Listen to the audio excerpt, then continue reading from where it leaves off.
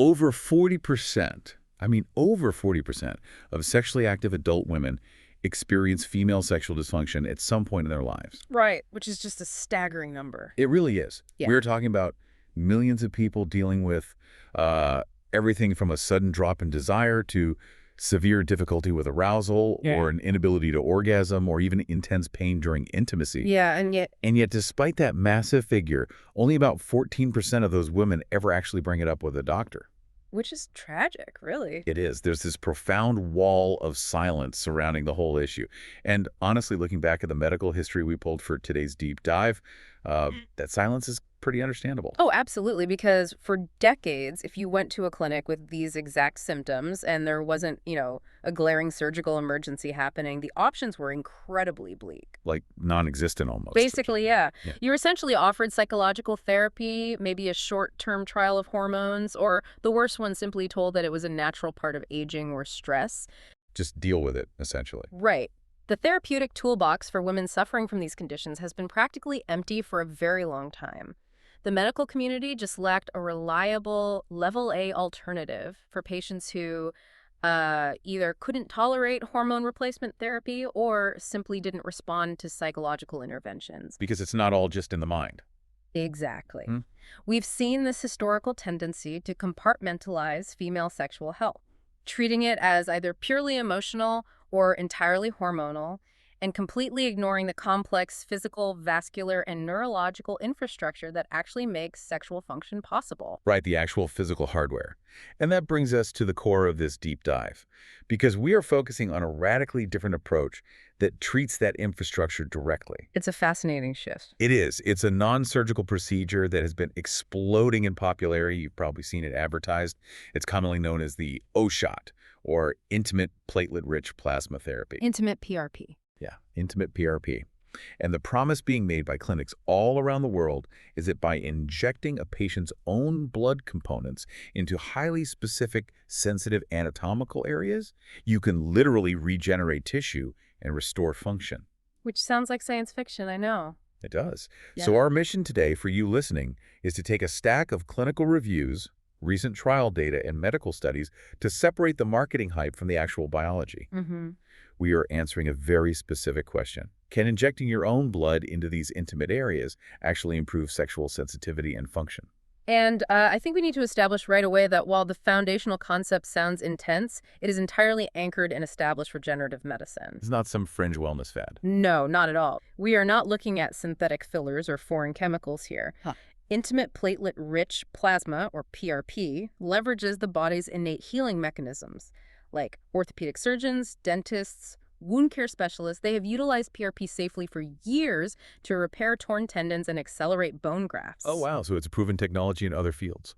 Exactly. It's a completely autologous treatment. That means the therapeutic material is derived 100% from your own body. Okay, so before we can evaluate the success rates or get into the clinical trials, we need to look under the hood.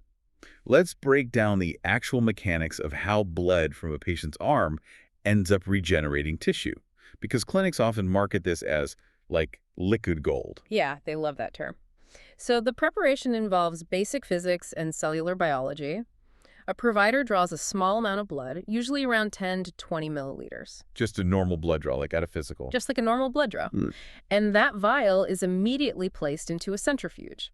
Now, the more rigorous, specialized protocols utilize a two-spin method. Okay, a two-spin method. Right. So the centrifuge uses rapid rotational force to separate the blood components based on their individual densities.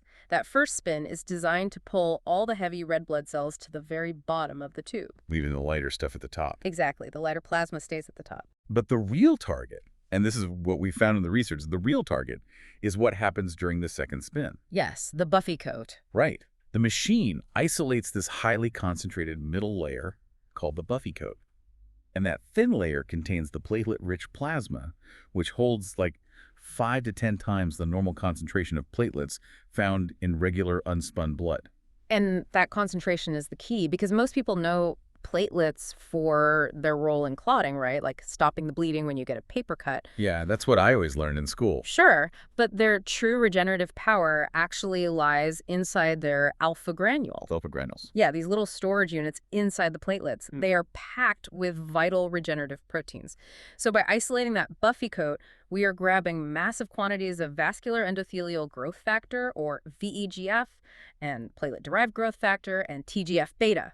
That sounds like an alphabet soup of biology. It is, but think of these biological messengers as circulating through your system constantly. By concentrating them, we are creating an incredibly potent signaling serum. Okay, I'm with you. When released, these messengers instruct the surrounding tissue to repair damage, sprout new blood vessels, and synthesize structural collagen. But you can't just draw that PRP into a syringe and inject it immediately. Yeah. Right? There is a crucial activation step we need to talk about. The calcium chloride. Yes, the trickery step, I like to call it. The trickery step. I like that. Well, in a natural physiological environment, platelets only dump their payload of growth factors when they encounter traumatized tissue, a literal injury. Right, because otherwise they'd just be dumping growth factors everywhere all the time. Exactly. So by adding a precise amount of calcium chloride to the PRP inside the syringe just prior to the procedure, the provider biochemically tricks the platelets. Wow. The calcium chloride initiates what's called the thrombin cascade. The platelets perceive this chemical shift as a massive tissue injury, causing them to completely degranulate and release all those potent growth factors right as they enter the target area. And that target area, just to be clear for the listeners, involves incredibly fine needles injecting the activated PRP directly into the clitoris and the distal anterior vaginal wall. Yes. And the anatomical focus on the anterior vaginal wall is very deliberate, right? Because it encompasses the Skene's glands and the region frequently associated with the G-spot. Spot on. And the cellular cascade that follows that exact injection is where the improvement in physical sensitivity theoretically occurs. Okay, break that down for us. So the sudden, localized flood of concentrated growth factors acts as a beacon for local pluripotent stem cells. Pluripotent stem cells. So these are the blank slate cells. Exactly. These unspecialized cells just sit dormant in the tissue, waiting for instructions to transform into whatever specific cellular structures the body urgently needs. Okay, so let me try an analogy here. It's essentially like aerating a tired, dry lawn and pouring down a custom hyper-concentrated fertilizer. That's a great way to picture it. Right, but instead of prompting new grass, the PRP commands the body to build fresh, highly sensitive anatomical infrastructure from the ground up. You are laying down new roads for blood flow and constructing new fiber optic cables for nerve signals. I love the fiber optic cable analogy. The clinical term for those new roads is neoangiogenesis. Neoangiogenesis, meaning new blood vessels. Yes, the literal formation of brand new microvessels to enhance engorgement and natural lubrication. Simultaneously, the stem cells initiate collagen production, which restores elasticity and structural integrity to the vaginal walls. Which is huge.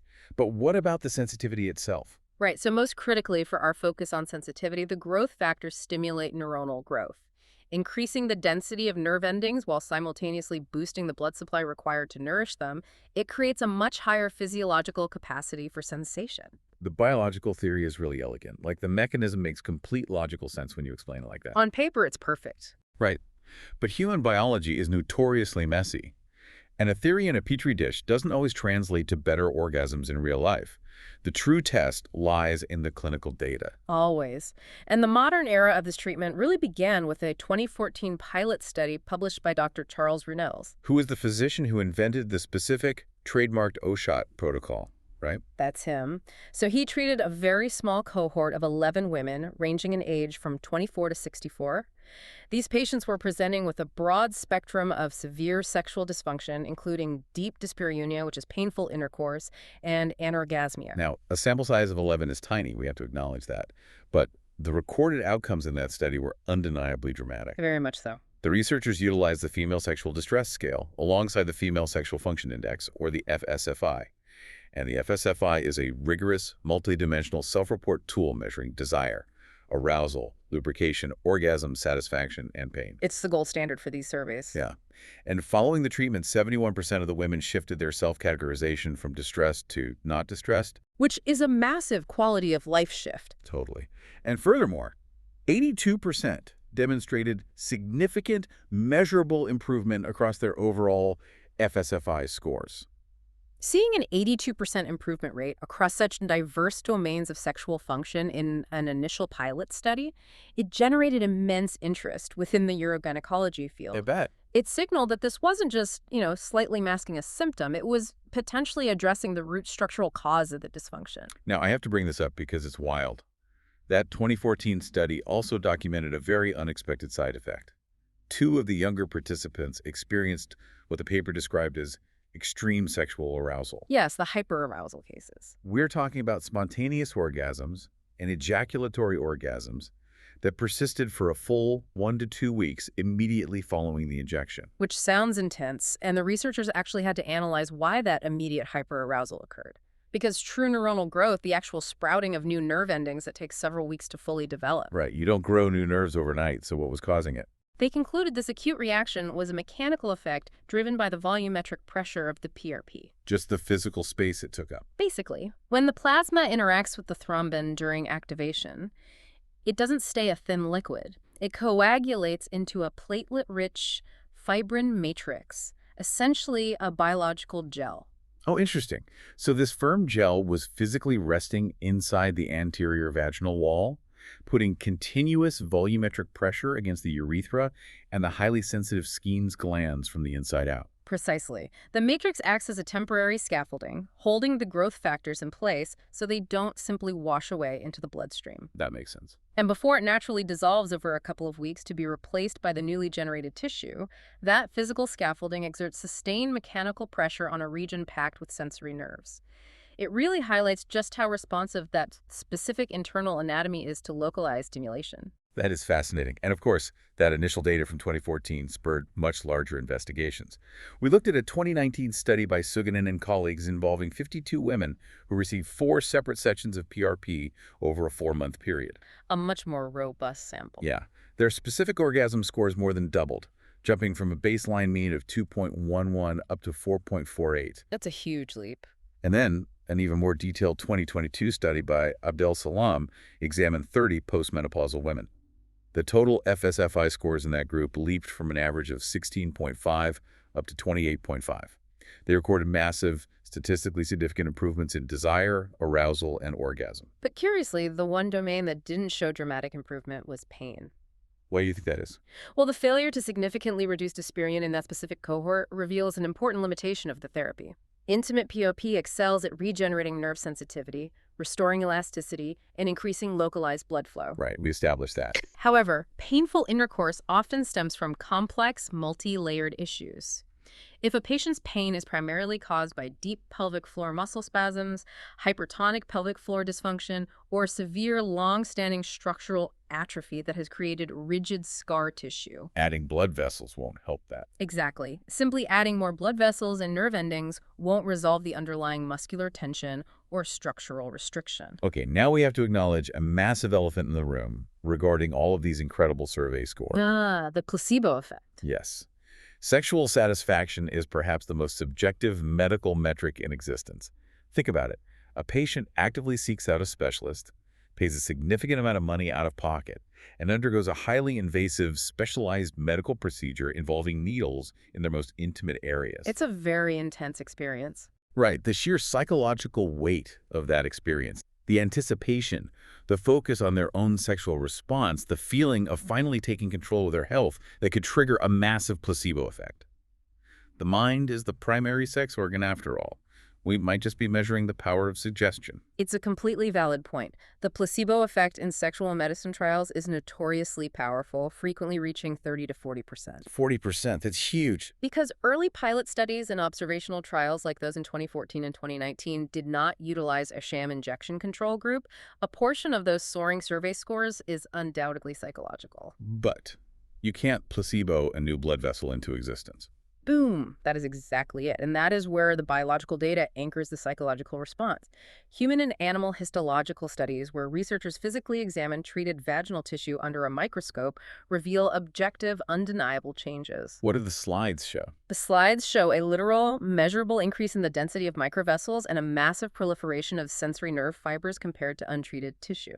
So it's really happening. Yes. The psychological boost is absolutely amplifying the patient's experience, but the underlying tissue remodeling, the physical upgrade to the local infrastructure, is objectively occurring. Okay, so if the underlying biological mechanism is solid and the data shows overwhelming positive changes in sensitivity and arousal, the obvious question for you, the listener, is why this isn't universally adopted. Like, why isn't every single gynecologist offering this as a first-line treatment instead of just prescribing estrogen creams? Yeah, that's the big question. And the barrier to widespread adoption is a severe lack of standardization. The clinical landscape for intimate PRP is frankly incredibly chaotic. We are dealing with what researchers call the protocol problem, where not all injections are remotely created equal. There's a massive difference between the trademark and the generic. Let's unpack that. Let's do it. The term OSHOT is a specific, legally trademarked protocol. It mandates the use of highly specific FDA-cleared centrifuge systems. It dictates exact rotational speeds for the spins and demands precise anatomical injection sites.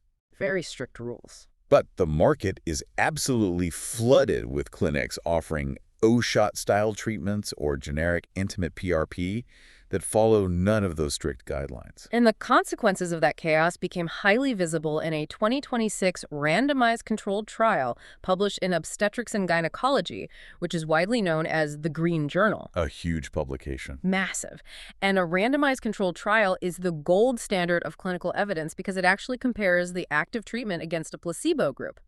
The Clark study successfully demonstrated that women receiving PRP experienced genuine benefits in sexual function compared to the control group. Yet the inventor of the trademarked protocol publicly criticized the trial, pointing out a fatal flaw in their methodology, which I found unbelievable when reading the source material. Oh, it was a glaring omission. The researchers in the Green Journal study only injected the PRP into the anterior vaginal wall. They entirely skipped injecting the clitoris. Which is mind-boggling. The clitoris is not merely an external anatomical structure. It is the epicenter of the female sexual sensory network, with internal crura and bulbs that wrap entirely around the vaginal canal. So they missed the main target. Pretty much. By omitting the clitoris from the injection protocol, the researchers failed to treat the primary bundle of sensory nerves responsible for orgasmic function. The trial proved that even a partial, incomplete PRP procedure yields positive results, sure, but it likely drastically underrepresented the magnitude of improvement possible when the complete neurovascular network is actually targeted. And that lack of consistency plagues the entire body of research. There was a 2025 systematic review by Ismail and colleagues. They analyzed 17 different independent studies on intimate PRP. And what did they find? They discovered wild heterogeneity across the board.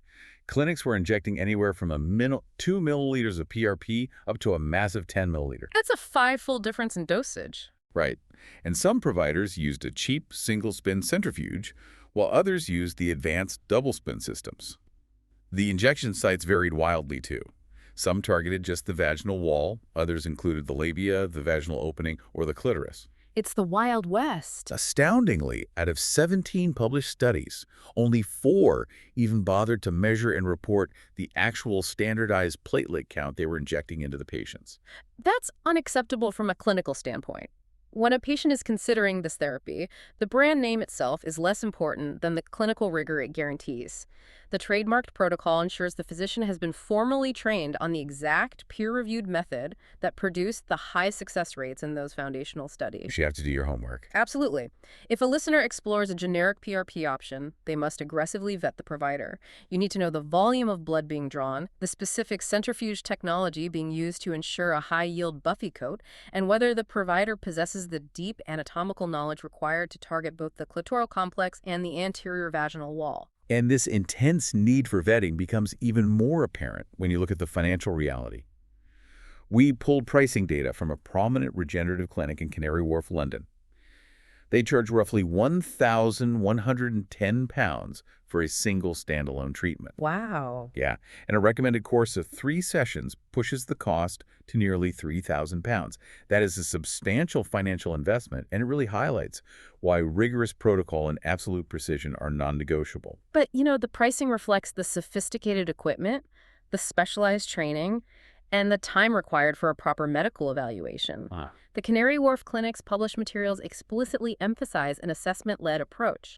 They do not treat this as an over-the-counter aesthetic fix that anyone can simply purchase on demand. It's like taking your car to a high-end mechanic. You wouldn't put premium high-performance racing oil into a car that is suffering from a shattered transmission. No, you wouldn't. You run a full diagnostic first to ensure the engine's specific problem matches the chemical solution you are pouring into it. That's the perfect analogy. Identifying the ideal candidate is the most vital step a provider takes. The data clearly shows highly successful outcomes for a few specific demographic groups. Who are the best candidates? Well, menopausal women suffering from genitourinary syndrome of menopause are excellent candidates. As estrogen levels plummet during menopause, the vaginal tissue suffers from severe atrophy, becoming thin, dry, and easily irritated. PRP actively regenerates that compromised tissue, restoring moisture and thickness. That makes total sense based on the tissue regeneration we talked about. The therapy also shows strong results for women navigating postpartum anatomical changes, where the physical trauma of childbirth has altered the structural integrity or diminished the baseline sensation of the vaginal walls. Okay, so menopause and postpartum. And finally, it serves as a powerful tool for women dealing with specific orgasmic disorders or hypoactive sexual desire, where the explicit medical goal is to amplify nerve sensitivity and increase local engorgement. Conversely, a responsible assessment must rule out patients who require entirely different interventions, right? Like a woman suffering from an active localized infection, undiagnosed pelvic pain, or profound pelvic floor muscle dysfunction needs targeted physical therapy or antimicrobial treatment. Exactly, not a cellular regeneration protocol. Now, we do have to highlight a universally celebrated aspect of this treatment, which is its exceptional safety profile. Oh, this is crucial. Because the treatment is purely autologous, the risks of adverse immunological reactions or allergic rejection are practically non-existent. Your body will not reject its own plasma. This is a massive departure from older, highly controversial attempts to augment female sexual anatomy. Like in the past, doctors experimented with the so-called G-shot, attempting to enhance sensitivity by injecting synthetic hyaluronic acid dermal fillers into the vaginal wall. Ugh, yes. The American College of Obstetrics and Gynecology explicitly condemned that practice. Really so. The body frequently recognized those synthetic fillers as foreign invaders, reacting by encapsulating the material in granulomas. They are hard, painful, inflamed nodules of scar tissue that exacerbated sexual dysfunction rather than curing it. Yikes, that sounds awful. It was. But PRP is a non-viscous, native liquid that integrates seamlessly into the tissue matrix. Across all the literature we reviewed, there are 0 reported instances of granuloma formation, tissue necrosis, or severe adverse reactions associated with properly administered intimate PRP. Okay, so we set out today to cut through the marketing noise and answer a direct question. Can injecting your own blood definitively improve sexual sensitivity? And the data says, based on the objective histological evidence and the subjective clinical trials, the answer is a resounding yes. Intimate PRP therapy successfully harnesses concentrated growth factors to trigger neoangiogenesis and neuronal growth. It physically regenerates the vital blood vessels and nerve endings within the clitoris and vaginal wall, leading to major, statistically significant improvements in arousal, natural lubrication, and the capacity for orgasm. But the crucial takeaway for anyone researching this procedure is that the execution dictates the outcome. 100%. The specific preparation of the platelet-rich plasma, the precise biochemical activation process, and the injector's exact knowledge of internal female anatomy, those are the dividing lines between a life-changing restoration of function and a painfully expensive placebo. When applied correctly through a careful, assessment-led approach, it is a highly promising, remarkably safe tool. We are finally moving past the era where female sexual dysfunction is just met with the dismissive shrug or psychological label. We are seeing treatments that actually respect the immense physical and neurological complexity of female biology. It's an exciting time for regenerative medicine. It really is. But looking at the sheer power of this mechanism leaves you with a fascinating broader concept.